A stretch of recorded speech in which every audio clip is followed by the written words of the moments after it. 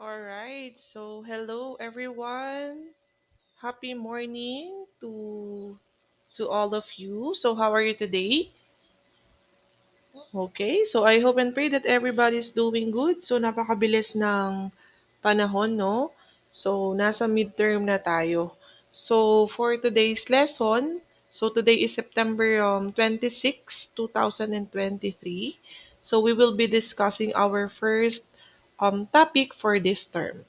So, our learning objectives. So at the end of the session, the students must be able to let's enumerate attributes of a housekeeper, identify global trends and DOT accreditation criteria in lodging sectors, and lastly, let's explain housekeeping practices. And I will include also the steps, no, on how to clean a bathroom, kasi this is also included on your first practical or laboratory effective next session. Okay, so if you're ready, ayan, you can have your notes, your pen, if ever na meron kayong i-jot down na important information sa ating discussion today. So let's start with the current global trends in the accommodation and lodging sector. Okay, so as you can see here, we have four global trends in the accommodation and lodging sector. So when it comes to the global trends, okay, so this is something to do with the practices, no, and also the significant patterns of the development, and then the changes when it comes to our industry, especially the hospitality and tourism industry, or it can be the widespread impact influence across the world. So these trends can span various aspects of human society. So it includes the economics, it includes the technology, culture, and environment. Okay? So as we can see here, we have number one, which is the contactless payment. Ayan. So this is the number one trend, no, sa lodging sector in accommodation. So usually, makita natin sa contactless payment is of course the technological advancement, no? Kung mapapansin natin. So dito, there's a rapid development of technology such as automation, no, or Internet of Things, and so on and so forth. So sa contactless payment natin, this is the method of making transactions that do not require physical contact between payment, no, payment device. So, such as what? Credit card, yung smartphone, yung point of sale, or yung tinatawag na POS terminal. So, instead of inserting halimbawa of a card into a card reader or swiping it, so contactless payments rely on wireless communication na tinatawag, or the wireless communication technologies. So, such as what? If you're familiar with NFC, or the near field communication radio frequency, ayan, or meron din tayong transmit payment informations securely and quickly, no? Ito na nagagamit so that nagkakaroon ng convenient, no, when it comes to payment of our customers. So sa lodging sector natin, especially sa mga hotels and accommodations, so ina-apply na nila tong contactless payment. So that is number one of the global trend. And then ano pa yung mga trend, no? We have also the smart hotels. Okay? Kasi sa totoo lang, hindi tayo pwedeng mabuhay sa traditional way natin, no? Kung paano nag-originate or paano na-establish halimbawa yung mga implementation sa hotel, kung ano yung noon hanggang ngayon, yun pa din ang kanilang in-execute. No, we have the trends na rin na dapat nating ma-familiarize at dapat makasunod tayo kasi yun na yung in sa ngayon, no? Lalo na yun sa number one natin, yung contactless payment. Before, wala naman yan eh.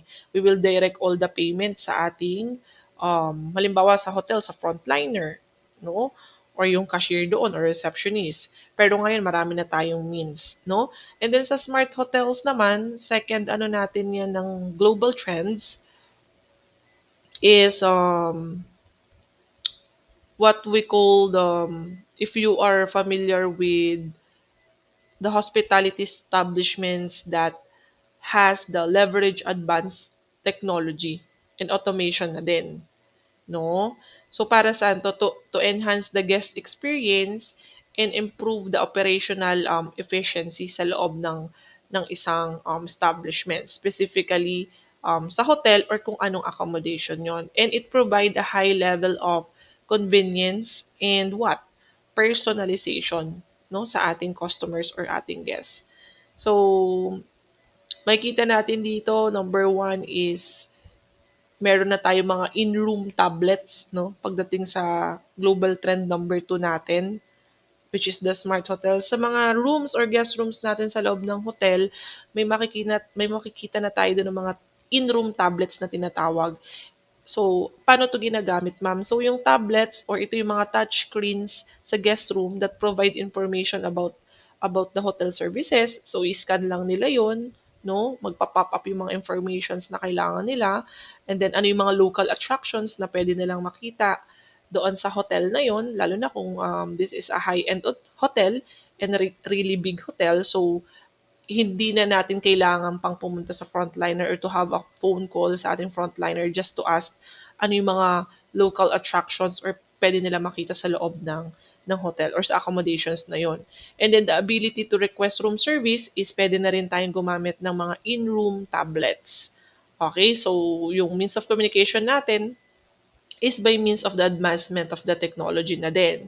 So, as well as the housekeeping, no? Lalo na yan yung tinatakal natin this semester, itong ano na to, itong course na to. So, sa housekeeping, if you have a request as a guest to make up your room, of course, we can use also yung mga in-room tablets natin na kung saan may mga instruction dyan kung paano natin mai-request ng maayos sa ating mga housekeepers or housekeeping department yung pagme-makeup halimbawa ng ating room or paglilinis ng ating guest room or concierge assistance. Ayan. Kasi ngayon, kung mapapansin nyo, more of telephone call, dial the number like 1, 2, and so on, i-proceed tayo sa ganitong department. So ngayon, kasama na siya sa global trends in accommodation sa lodging sector natin, which is the what we call the smart hotel. So hindi lang in-room tablets ang pino-provide no ng ating global trends. So kailangan nyo rin maintindihan at ma-familiarize na meron din tayong mga smart room controls. Ayan. Ano ma'am yung smart room controls? So, ito yung mga ito yung practice like yung guest, they can control the room features such as yung lighting, pwede nilang mapalitan yung temperature and window shades through smartphone application. So may mga touch panels or voice-activated devices na dapat i-control or i-manipulate ni guest natin para mas maging convenient yung stay nila doon sa hotel. Okay? So itong system na to offer convenience and energy savings as well. So sa guest room din natin to makikita, no? Yung smart room control. So very high-tech na rin talaga.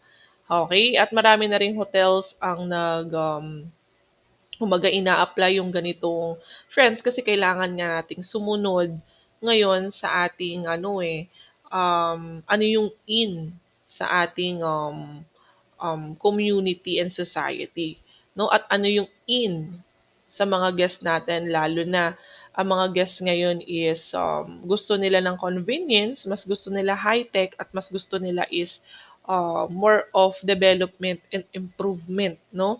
Lalo na kapag sila ay mag-i-stay sa isang hotel. And meron din tayo sa smart hotels, if you are familiar, kung hindi, ayan, kaya natin ngayon dinidiscuss yung tinatawag na voice assistants. Ayan, may mga voice assistants din as part of the global trend number two. So, some smart hotels incorporate voice-activated virtual assistant. Ayan, familiar kayo sa mga virtual assistant, no? So, they're the one answering the question and provide information and assist with in-room tasks. Okay? So, meron lang button na kailangan silang pindutin. This is also a system. Pag nag-enter sila sa guest room and hindi na nila kailangan ng telephone call. Meron lang instruction like ano yung mga questions nila and then merong magpo-provide na informations, no? Kahit wala kang ka-interact na physical staff sa loob ng isang hotel. So that is what we call the voice assistants. And lastly, sa smart hotels, we can see that lahat naman na kahit pa noon, no? Or sabihin natin, noon kasi walang internet. Pero mapapansin natin na yung internet is napakalaki ng impact niya lalo na sa ating industry and of course sa lodging sector. So, smart hotels provide high-speed Wi-Fi na din, no? Which is reliable and kailangan nakaka-connect, no? Ng mabilis, no? Very quick and very friendly ang ating mga speed Wi-Fi sa mga hotels, no? So, it allows the guests to stay connected to work and leisure. So, yung iba nag-stay nga, di ba? Nabanggit ko sa inyo last time, having their staycation. Sometimes they need to continue their work while um, present on that particular hotel. So, kailangan nila ng mga Wi-Fi connection. So, kailangan malakas yung yung speed ng ating internet. Okay? Internet connectivity. And then, syempre, kahit hindi rin naman working, some of the guest is having the leisure. So, if ever they don't have load or what, so how they can post their pictures pang Instagram, pang My Day, and so on. So, for leisure purposes and whatsoever, the smart hotels na one of the trend is lahat dapat may high-speed Wi-Fi. Kasi if wala, nako, hindi pupunta dyan ang guest. No? Ayan. So, yun yung mga examples na pwede ko sa inyo mabigay sa global trend number 2. So, another one, global trend number 3 is yung digital guest experience and property review. So, before kasi, may mga black and white tayong binibigay na feedback form sa ating mga guest, no? So, kung ano yung magiging comment nila, if they are satisfied with the service or not, and whatsoever, nagbibigay ang ating mga frontliners niyan. That is the traditional way. Pero ngayon kasi, of course, dahil we have the advancement of the technology, so kailangan ng through digital ang ating pag-answer ng survey or it can be the feedback of our guests. Sometimes, kailangan mong i-forward just the link na lang, no, sa ating mga guests and then they need to answer if they are satisfied or not. Or sometimes, smiling face or sad face na lang, yun ang kinoconnect sa atin um, ng ating mga hotels and so on and so forth, no? Or ipoproceed tayo sa ganitong site, no? Para ma-access natin ang feedback, no? When it comes to experience and guest experience and of course the property review. And then number 4 trends, we have also, no? Robotics in hospitality. Ayan na. Dati sa ibang bansa lang to eh. No? Pero ngayon, dito sa Pilipinas, meron na ding kumbaga, ini-execute, no, the robotics in hospitality. If you're familiar, no, nakabisit na kayo sa Dunkin' Donut, dati sineserve yung orders natin ng mga staff doon or sometimes ikaw na yung kukuha doon sa pinaka, ano nila, sa cashier or doon sa pinaka pinag-aanuhan ng food, no? Kung saan ina-out yung food. But there are certain branches, no, ng Dunkin' Donuts, no, sa mga malls din, na kung saan robot na yung nagde-deliver or nagsiserve ng pagkain. So that is another trend, no? Kaya ngayon, kailangan nating mas maging masipag at matyaga, no? As future hoteliers soon kasi baka sabihin na natin in reality baka more of robots na ang talagang kikilos, no, to serve a quality service. So kailangan na mabalanse pa din. Though this is part of a trend na this is something new with the guests, no? imagine niyo robot na yung magse-serve, no? And then, alam niya kung saan yung table number, alam niya kung sinong guest. So, very high-tech.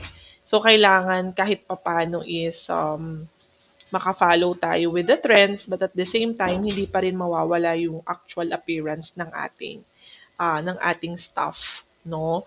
Sa hospitality industry. Okay? So, moving on, ayan. So, meron naman tayong mga dimensions of, when we say DOT, Department of Tourism Accreditation Criteria for Hotels, Resorts, and Apartment Hotels. Okay? So, number one na kailangan na makapasa sa accreditation is yung arrival and departure. Okay? Public areas, bedrooms, bedrooms yan ng mga hotels or guest rooms, bathroom, okay? Yung food and beverage, then lunch area, kitchen area, amenities, and business practices. So, before 7 lang yan, no? Yung kailangang makapasok, no? Sa accreditation criteria ng DOT. Pero ngayon, naging 9 na siya. As you can see here, 1 to 9 yan. Ang nadagdag po dito ay ang lounge area and yung kitchen area.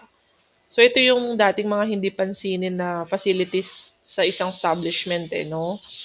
Lalo na sa hotel. Pero sinama na rin nila yung lunch area and kitchen area. That's why 9 na sila ngayon. Okay? So, ito mga criteria na to, kailangan mabigyan nila ng points, no? Lahat ng nag-exist na businesses like hotels, resorts, and apartment hotels na kailangan makapasa based on their based on the accreditation ng ating Department of Tourism. Okay? So, what else? We have, yeah. So, we have a quotation here. So, it says here that we dream of having a clean house, but who dreams of actually doing the cleaning? So, try to imagine, no, itong question na to, according to Marcus Buckingham, we dream of having a clean house, but the question is that, who dreams of actually doing the cleaning? So, sino nga ba talaga? In the hospitality industry, no, especially sa accommodation. So, we cannot or they cannot exist without the presence of the important person or stuff that needs to work on when it comes to cleaning processes or the cleaning procedures. Okay? So, tanong is sino, no? Sino ngayon ang dapat gumawa ng actual cleaning sa mga accommodations natin? Kasi, going back sa accreditation ng DOT natin, hindi rin makakapasa sa accreditation or kung ano mang criteria ang kailangan nilang hingiin for the hotels, resorts, and apartment hotels kung walang magme-maintain, 'di ba? Ng cleanliness nitong mga areas na 'to. Kung wala yung mga taong responsible um to give, no, a pleasant environment to the guest. So anong ipe-present natin sa DOT once they check it? So sino ngayon? Okay? So the answer is ayan, what we call the room attendant or the housekeeper. So sila yung in charge with the cleaning processes, no? In order to ensure the cleanliness of the areas and the environment is not just pleasing to the eyes of the guests, no? But they need to ensure that namimit nila yung objective why they need to maintain and to clean certain areas. So it's hard to be a housekeeper or room attendant, no? Napakahirap na trabaho nito. Actually, sa practical nyo nga lang it's a matter of 2 hours, 3 hours cleaning, pero parang 8 hours na kayong naka-duty. Tama, mali. 'Di ba? So some of you is medyo surprising dun sa areas na na-assign sa kanila last time kasi ang daming dust, no? Ang dami talagang kalat na um, nalinis ninyo. And then, the end of the day, nakikita nyo yung pagod, no? Nakita nyo yung effort ninyo. So, it's very hard, lalo na sa mga room attendant and housekeeper natin. But again, that is their job, so they need to accomplish kung ano man yung dapat nilang um, tapusin. Okay? So, ngayon, what are those attributes? Okay, we've done already with the trends, global trends, accommodation of lodging sectors, and then explain natin yung areas no na dapat um, a need for accreditation ng DOT natin, yung nine areas. And then ngayon is let's talk about the attributes ng ating housekeeper or room attendant. Okay. Ano nga ba pag sinabi nating attributes? Ano bang um, pwede nating ma-describe when we say attributes or attributes of a housekeeper or room attendant? So when we say attributes class, this is referred to the or referring to the characteristic or qualities no of a housekeeper or room attendant of a person. So attributes are used to execute well, okay, the job given, and then we're assuring that attributes can contribute no a big impact to the entire establishment. Okay, so number one that we need to learn is a room attendant or housekeeper. We have the time management skills. So housekeepers often work on their own or they may work with a small group of other housekeepers and must complete a set number of cleaning each day. So being able to properly manage time and set schedule is a key skill needed by a housekeepers to ensure they complete all cleanings on time. So they must also be punctual for cleaning appointments and finish cleaning in the time frame expected by the client. No? So, yung time management class sa ating mga housekeeper, no, ano yung pwede nating makita for them as a working, no, a working person. And then, yung kanilang ginagawa pa, no, is hindi ganun kadali.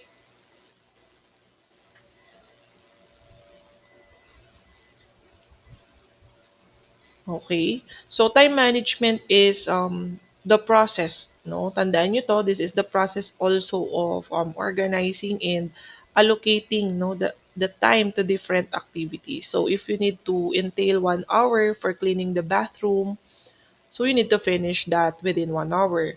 You need to finish cleaning the windows for 15 to 20 minutes. You need to finish cleaning the windows within 15 to 20 minutes. So that is time management because you need to allocate the time and when it comes to different activities that you need to finish effectively.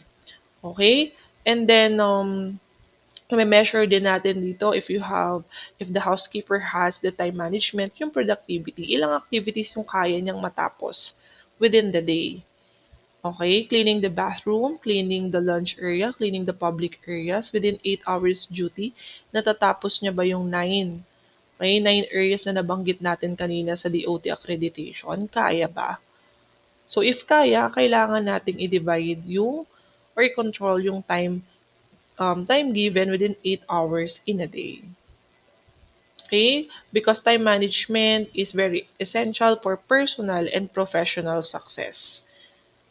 Okay? So, hindi mo lang din success yan, but also the success of the company or the establishment. So, kailangan matuto din ng housekeeper dun sa tinatawag na time blocking. Okay? So, ibig sabihin, ano yung priority mo halimbawa within that day, na kailangan mo talagang matapos, yun yung tatapusin mo. Then, i-block off mo yung activities na hindi naman siya priority within that day na pwede mo naman siyang gawin kinabukasan or tapusin kinabukasan. Halimbawa, cleaning of the windows, 15 to 20 minutes lang naman yun eh. Baka pwede mo siyang ilagay by tomorrow, no? Yung cleaning of the windows.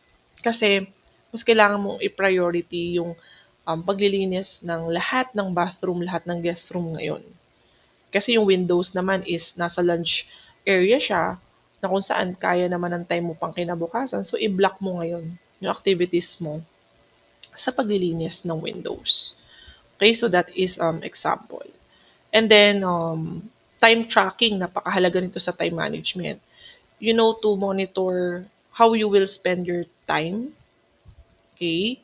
And one, kumbaga, paano mo how you will improve your time if ever mag-exceed tayo sa particular activities na kailangan nating tapusin. Example is magmamap ka ng floor. Then yung pagmamap mo ng floor is umabot ka na ng 3 hours. So i-track mo yun. Baka naman pwede nating i-minimize yung 5 hours na magmamap ka ng floor. No? Pero napaka-imposibleng may magmamap ng 5 hours. No? Pero this is just an example na itatrack natin yung time natin so that we cannot waste time every day. So lahat is nagagawa natin ng accomplishment. Okay? And also, time tracking, ano din yung mga tools na makakatulong sa'yo para mas mapadali mo yung paglilinis mo. Halimbawa,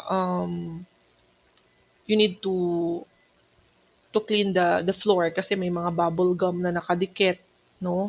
May mga sobra ng dumikit na mga putik and whatsoever. So, wag tayong gumamit ng, um, say for example, yung mop and walis lang yung ginagamit mong tools to clean the bubble gum and then yung putik sa floor, no? Kung kailangan natin gumamit ng hand brush para mapalambot yung putik, kailangan natin gumamit ng iba pang tools para matanggal yung bubble gum, gawin natin. So, do not waste your time. Map ka ng map, walis ka ng walis, hindi rin naman talaga matanggal, baka kailangan mo pa ng ibang tools. So, kasama siya sa time tracking mo. Kasi kapag hindi mo siya ginawa, talaga mag-extend at mag-exit ka ng time na hindi mo namamalayan within 8 hours, andun ka lang pala sa pagtatanggal ng bubble gum sa floor at nung putik. Okay? So, that is example. So, ano pa? So, attention to detail. So, a housekeeper must be extremely detail-oriented to be effective at their housekeeping job. So, from organizing various household items to ensure that floors and windows are clean and left streakless. So, these cleaning professionals need a keen eye for detail to successfully perform their duties. So the more thorough a housekeeper is at completing their task, the better they will be at their job. So congratulations nga pala for those students na nasabihan ko sa comment that they are very conscientious, no? Those students na or group of students na they are very into detail and specific when it comes to their executing cleaning processes. Okay? So, as a housekeeper, kailangan din pala to. No? Ano ba yung mga bagay na kailangan we need to give attention, no, sa ating paglilinis? Again, attention to detail, this is a quality or a skills, no, na matatawag that involves careful and thorough examining and considering various aspect of tasks, or it can be the object, no, or yung bagay. Say for example, yung mga cobwebs. Yung cobwebs is, nakikita natin yan usually sa mga corners, no? And sometimes, yung mga cobwebs, hindi siya ganong pansinin. Hindi ganong halata yung mga cobwebs most of the time. Depende na lang kung madami na talaga. Pero may mga cobwebs na napakaliit lang din talaga niyan. Or hindi natin mapapansin na meron palang cobwebs. So, as a housekeeper, kailangan ma-assess or ma-check mo yon. Okay? Ano pa ba? Aside from the cobwebs, yung mga cabinets. Yan. Usually may mga cabinets tayo, meron din siyang ano, 'di ba? Kumbaga yung pinaka taas niya. naaalikabukan din yan. Pero dahil napakataas, hindi na minsan napapansin linisin kasi hindi naman siya napapansin ng guest, so pinababayaan natin. So dapat use a ladder and check also baka may mga ipis, may mga um, pupunan ng daga, no? And whatsoever, dami ng sapot, alikabok doon sa taas ng cabinet. So kailangan din natin siyang linisin at i-check. Okay? So may mga groups din ako napansin na hindi yata nakita yung cabinet na yon on that particular area. Ang dami ng alikabok. Okay? Ang dami ng sapot. Hindi nila nalinis. So the other group pa ang nakapansin. Okay? Sino kaya yon? Okay? So, dito sa attention to detail, a second attribute, kailangan yung patience natin dito, ano, um, mahaba, nire-required to sa isang housekeeper or room attendant because it involves the willingness to invest time and effort to clean and check or double check again, no? Kung nalinis ba ng maayos or ano ba to?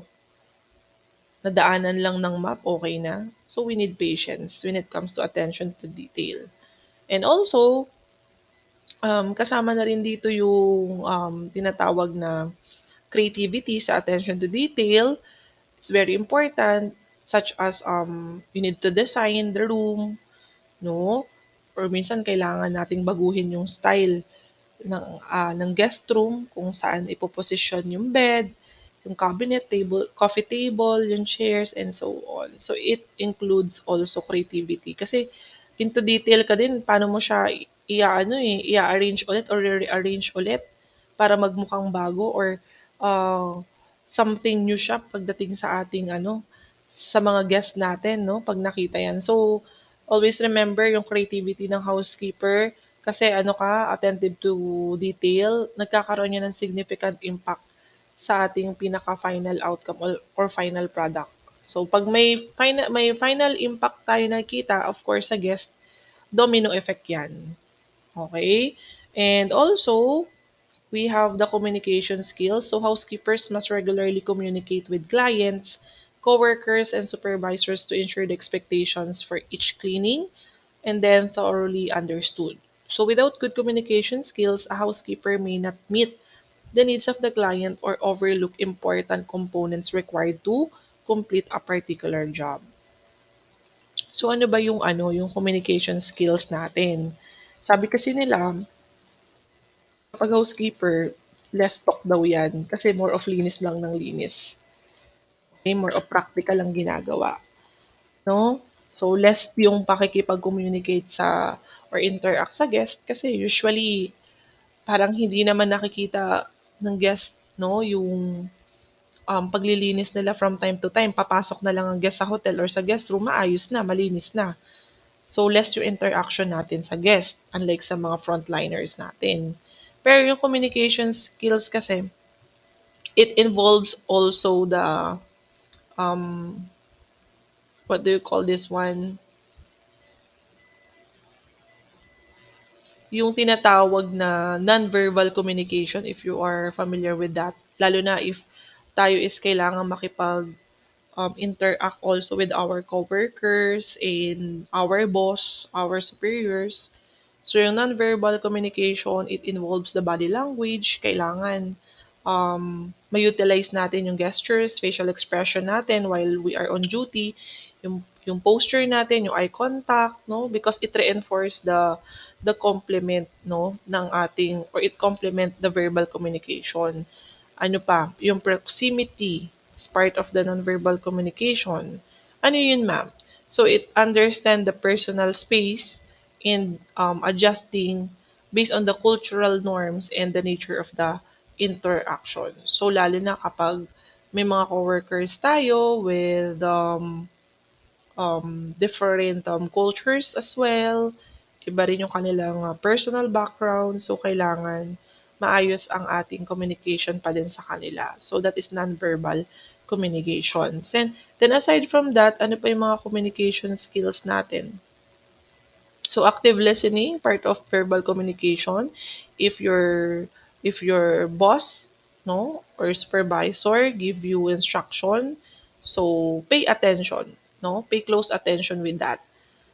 Okay? And ask questions, syempre, for clarification at ma-demonstrate mo rin ng maayos yung gustong ipagawa ng iyong boss based on the instructions. Say, for example, um, you want to clarify yung yung areas na binigay sa'yo sa duty mo this week. Halimbawa, Joshua, assign ka for this week sa public area, sa launch area, and then sa kitchen area.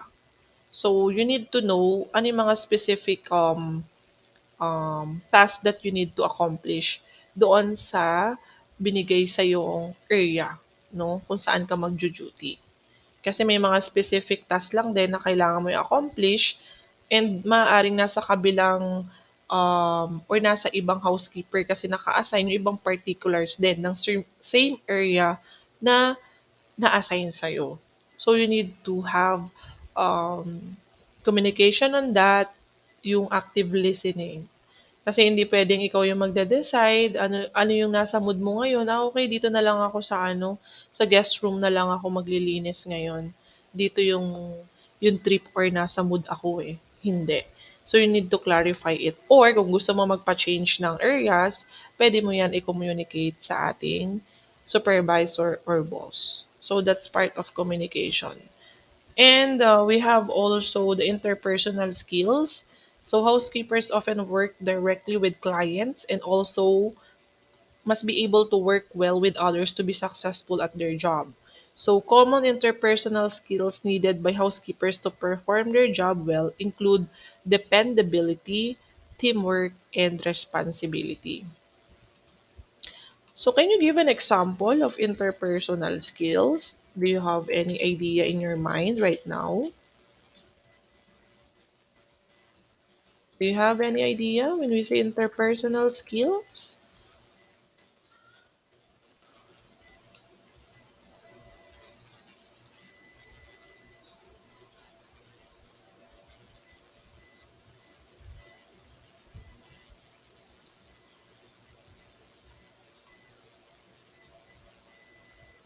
Okay, so I know some of you are thinking those examples when we say interpersonal skills. So, ang pwede nating may bigay ditong halimbawa is yung assertiveness. Siyempre, we are talking about the teamwork, dependability natin, no? As a housekeeper or room attendant. And yung responsibility nga, gaya ng sinasabi ko kanina, is napakalaki nito sa part ng room attendant and housekeeper. So yung assertiveness is composed of confidence, yan. Kailangan you need to express your thoughts and opinion, no, in a self-assured and respectful manner. Okay?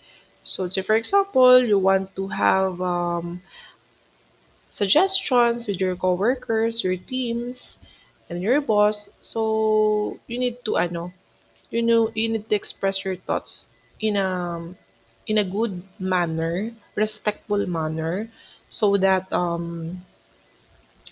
we can convey our message or communication to other people or coworkers. Okay? And then sama na natin dito sa interpersonal skills yung boundary setting. So, in boundary setting, it defines the communication through personal and anong communications mo through your coworkers with limitations. So, kasama siya dito sa ating attributes ng housekeeper. Okay? So, you say for example, how you will perform your job if ever, no, yung ating yung coworkers natin is keep on talking to their personal lives. Every day magkasama kayo sa duty and there you keep on sharing your stories, no? Sa mga buhay-buhay. So, kailangan we need to limit that time na meron kayong time for sharing your personal lives doon sa trabaho natin. Or sometimes, may mga bagay lang tayong kailangang i-share sa ating coworkers, no? Lalo na kapag medyo busy tayo sa ating mga trabaho, hindi dapat natin ilagay yung time natin more of chismisan or chikahan. Okay? So, lilimitahan natin yon. At kung may gusto man tayong i-share, talagang gigil na gigil nating i-share yung ating experiences in life. So, make sure meron ka lang specific na i-share sa kanya during that time na hindi maapektuhan yung trabaho ng bawat isa. Okay? And then, what else? Even there's a problem, halimbawa sa group or sa team, no? Naka-assign kayo to clean the public area, so i-assure ninyo na even may problems each other is ma-accomplish nyo pa rin yung trabaho ninyo um, with the objective. Okay? So, yun yung sample natin ng interpersonal skills. Or, if ever naman may mga coworkers kayo or kasama sa team na medyo problemado and they are very emotional, so you can stand alone and you can finish tasks as if saluhin mo yung trabaho for the meantime ng mga coworkers mo. So, kaya nga may picture tayo dito ng heart and brain, ano yung mas dapat nating tinatapos or ginagawa sa ating duty, no? Lalo na kapag we need to consume the hours na kasama sa ating trabaho. So, ano ba mas lamang? Yung emosyon mo during that time or yung kailangan mong matapos during that time? Okay, when it comes sa yung um, work or task as a housekeeper. So, sometimes kasi nagiging emotional yung mga housekeeper natin, lalo na kapag marami ng workloads, maraming areas na binibigay ang supervisor. So, sometimes hindi maiwasan nagiging emotional din ang mga housekeepers natin or room attendant. Kasi nga, hindi nga madali yung work na to. So, naging tendency, sometimes may angry, may sadness sa heart, and so on. So, what you will do pag may mga ganun ka ng kasama sa team? So, you need to work hard pa din and kailangan mong mag-stand alone to finish your job, no? Para sa kabuang team. Okay? So, kailangan pa din ng patience, no? Ayan. And we have the flexibility. So, many housekeepers are required to work different hours each day based on a client's needs. So, merong morning shift, may mid, and then merong evening shift. Ayan. So, for example, if a housekeeper is tasked with cleaning an office building, they may have to wait to begin work until all employees have left the building. So, for the evening. So, for the evening, ayun yung pinaka-best time para makapaglinis ng maayos. So, aantayin sometimes ng housekeeper na makapag-out lahat ng empleyado bago makapag-umpisa ng cleaning processes. So, it's a matter of flexibility.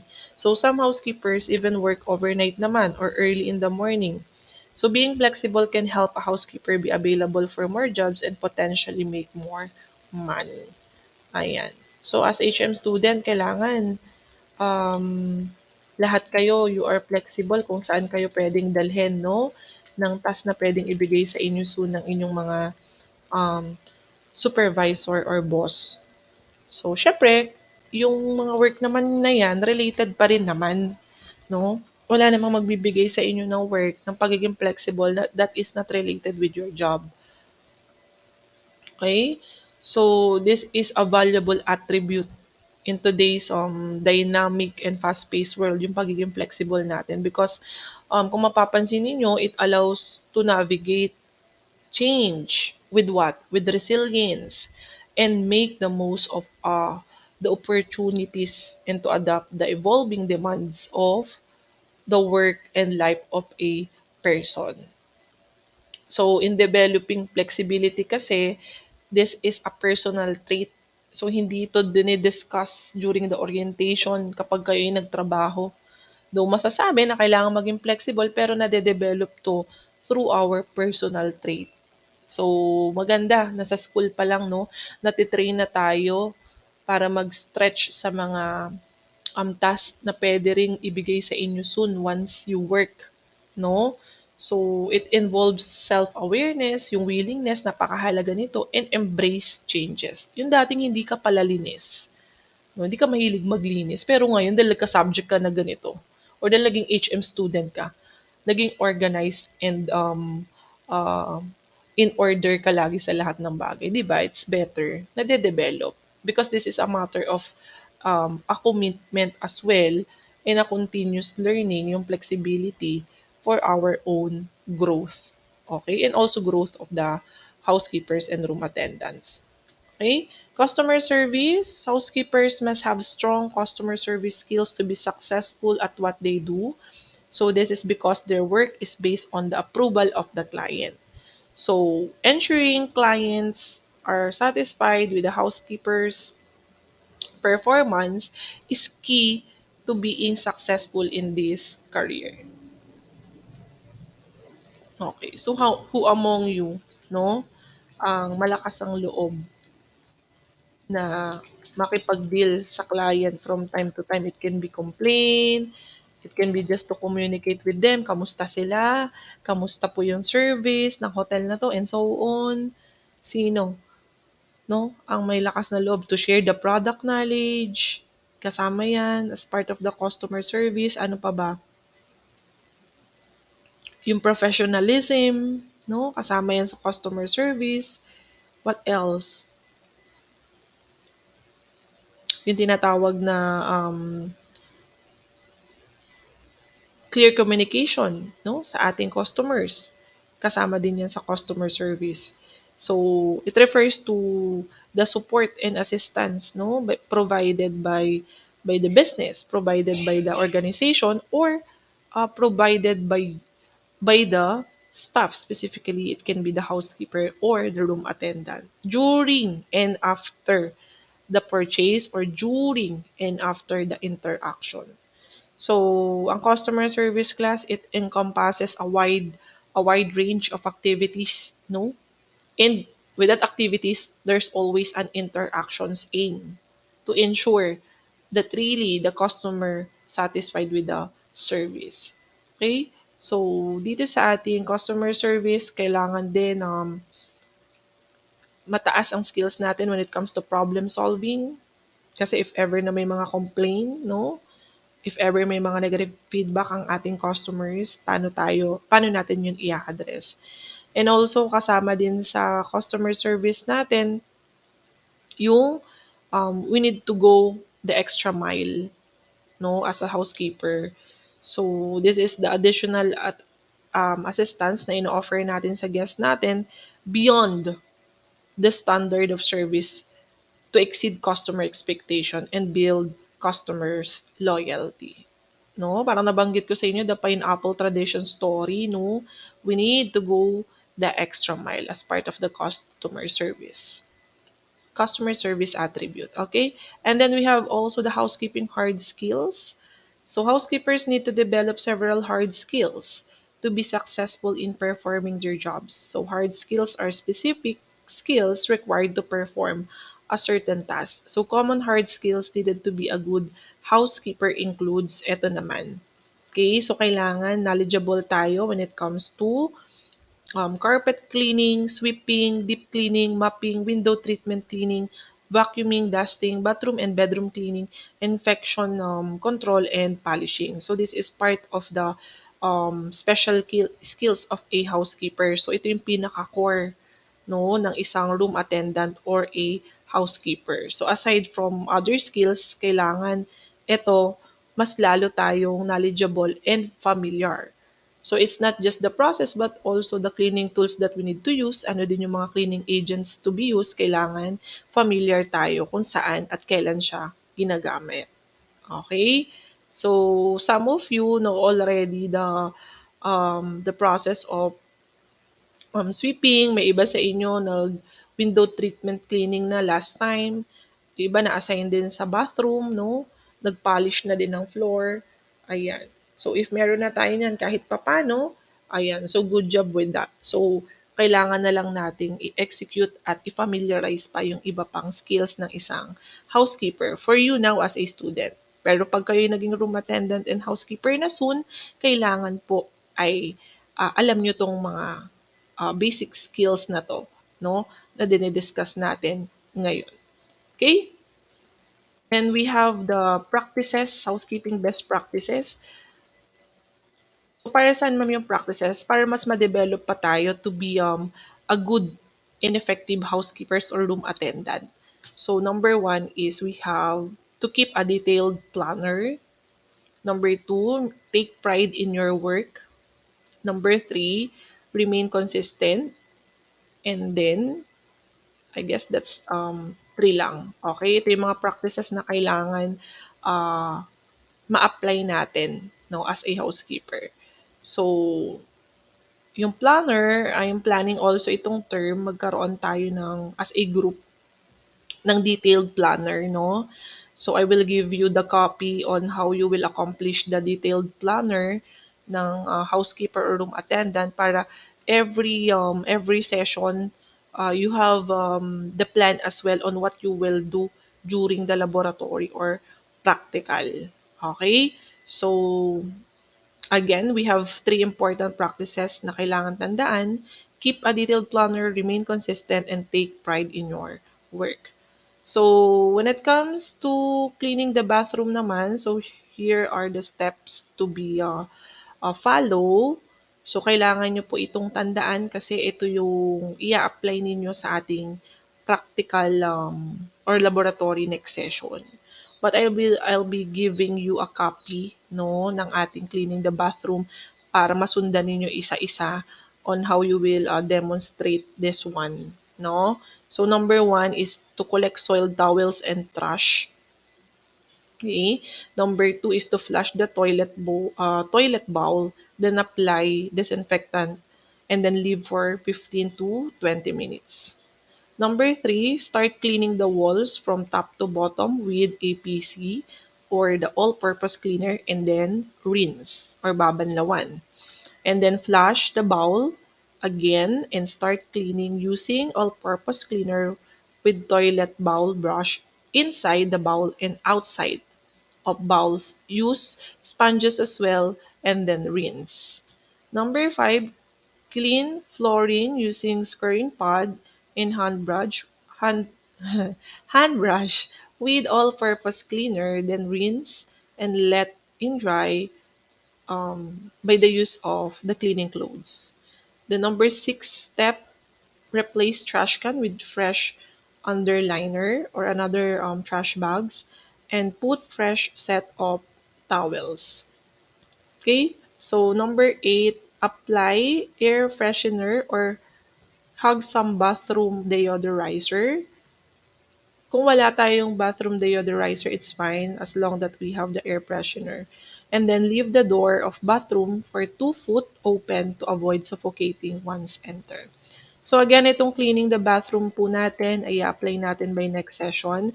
I want you to study this one as a group, step by step, pero may mga ibang steps dito na hindi magiging applicable kasi depende sa bathroom na i-assign ko sa inyo sa school. Okay? So, i-announce ko na lang kung saan kayo madedesignate na bathroom. But I want you in advance to study this one, the steps. Though madali lang naman din yung steps, no? Kung titingnan natin, ang mahalaga is ma-execute ng maayos or ma-execute na naayon dito sa ating procedure. Okay? And I guess this is the end of our session. So thank you for listening today, and I hope you learned something from today's topic. And I'll be giving you a question regarding to the discussion today. And again, you need to give your insights, no, sa ating comment box sa ating Schoology. Okay, kung saan ko ipopost or ipapublish or nakapublish itong link natin. Okay, so if you have questions and clarifications po, do not hesitate to message me in praying that you really understand the discussion this morning. Thank you so much for your time, students. Have a nice day and goodbye, everyone.